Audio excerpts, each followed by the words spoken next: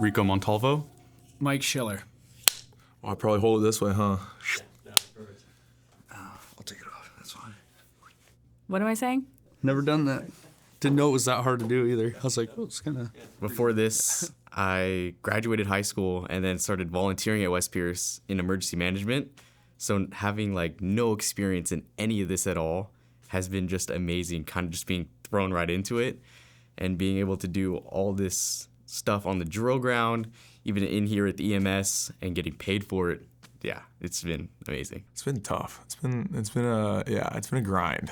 I think all the way through, you go in and mentally you're excited for it, and you know it's gonna be tough, and then throughout the process you're in it and you're just like day by day, just taking it day by day. Dude, it's been wild. I wouldn't even know where to start. It was a whirlwind, like going from day one and day two of like drill and discipline. I thought that's what the whole academy was going to be like. So after getting yelled at for 2 straight days, it chilled out a little bit. There's still a lot of strictness about it, but throughout it all, it's been an experience. One of the instructors asked me one time, he was like, what's the hardest thing you've ever done? I was like, this. This is the hardest thing I've ever done before. It's been great getting to know everyone in my academy. I played a lot of team sports growing up, but I've never been as close as I have been with everyone in this academy, so that's been great. And then I don't have any fire experience before this too, so learning all the details that have to do with firefighting it's been really awesome. The most challenging part for me has definitely been an injury. I was stress fractured in my femur, so I've been on crutches for 2 months now. But there's also a lot of positives that have come from it. I think it's been like a very humbling experience, and like appreciating the small things such as walking, which isn't very small, but like you just don't think about it. And yeah, that's been hard, but I've been able to continue with my class, and that's been cool to go through EMT with them and stuff like that. So probably just the mental side, I just don't want to fail, at anything that I try to do. So when you feel like you're slipping up a little bit, or the stress of studying plus the physical side, I think that the stress part of that for potential failure that's probably the scariest part for me. But like I said, I think that as you go through it and you realize that you're making it through each of these steps, it gives you a lot more confidence in what you're doing and all that. So they're not just breaking you down to break you down. They're breaking you down so that they can teach you how to be better. They've got to remove the bad before they add in the good. And those are hard lessons to learn, but the instructors in the cadre really have done a great job with breaking you down and building you up better, and making sure that you know that you need to be broken down and understanding why they're breaking you down. Obviously, live fire is always great training, but like North Bend specifically, I remember it was our last station of the day. We were all tired. It was hot, and we were just getting after it. In the very last evolution, we went through it a couple cycles, and then we just kind of got the go-ahead to just keep going after it as much as we wanted to in the time we had left. And doing that was fun, and we got a few headbutts in with a few of the guys, and probably shouldn't be doing that, but just being able to just do that and just be there with everybody and just give that last little, I wouldn't say hoorah, but just that last little, just getting after it was always the best part. To put it all together, all the training that we had for fire, obviously not the vehicle extrication or forceful entry part, but being putting the water on the actual fire, seeing how it works inside the building, the best way to put out a fire. Obviously it was super hot and everyone's trying to combat how they're feeling in the heat, as well as putting the fire out, as well as learning as much about it as possible, because that was our only opportunity to actually work with live fire. That was really fun, and it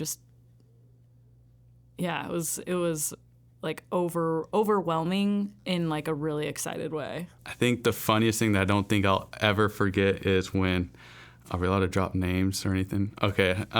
Probably within the first few weeks of academy, was when we were donning and doffing all of our PPE, just PPE, our bunker gear, and our helmets and whatnot. And one of the recruits, Morrison, he improperly put on his helmet and put it on backwards. And when you're done putting it on, they make you clap your hands. And we were in the app bay, and he had clapped his hands, and he had his helmet on backwards. And I believe it was instructor Lugo was the one that came out and grabbed him and pulled him out and started asking us, like, is this the correct way to put on your PPE? And I had to hold it against myself to not laugh, but it was pretty funny. Obviously it's just a very memorable moment, and I could tell the people were trying to hold it in not to laugh, but I'm sure he was very embarrassed. But that was probably one of the funniest moments, I think, that I can remember right now in Academy. I was actually shocked. I wasn't sure what I was going to walk into, but I walked away very happy, going like, okay, I know that all the information I got out of Academy, at the very least,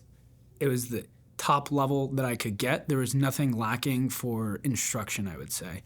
All the stuff that I might miss out on was entirely on me. So that was a huge, huge blessing to have that throughout the entire course of the program. Man, on like day one, we were doing an in-dock, and we had a training scenario where one of our crews died in this training scenario, and the instructor put me on the spot, the cadre put me on the spot, and we all had to stand around and do a eulogy for the recruit that we lost. And it was just like super put on the spot, and had to give a eulogy for somebody I've known a week. And it was just that was like a stuck with me moment. There was nothing better than after a long day at 6-7, we would have to drive back in our vans to Station 20, and just being able to talk and joke with the guys in the back of the van after a long day. There is absolutely nothing better than that. I wasn't in that van, but I heard about it. But yeah, I definitely heard about it. That one went around, and it caused quite a few laughs. Well, when Instructor Johnson, he's been on the drill ground, he brings the juice. He brings the fire every day, and we'd see him up on the engines doing push-ups or just doing something crazy, and that on like the tough days that kind of lightens the mood a little bit, and it gets you pretty excited to be out there. So it's been awesome. Yeah, definitely dream come true, like being able to make it here. So that was awesome. Probably my favorite is advanced hose and advanced ladders. Towards the end, just all the hose lines just at the tower, and then towards the end, it's like a big giant puddle and doing flutter kicks in it. It was pretty awesome. One of the instructors is actually my dad, so it was kind of cool. So like advanced ladders, it was cool to like learn from him. Like I've always seen him growing up, like watching different academies. Like, all right, this is what he does. But to actually be there and like learn from him, that was awesome. It was like something I've always dreamed of. So.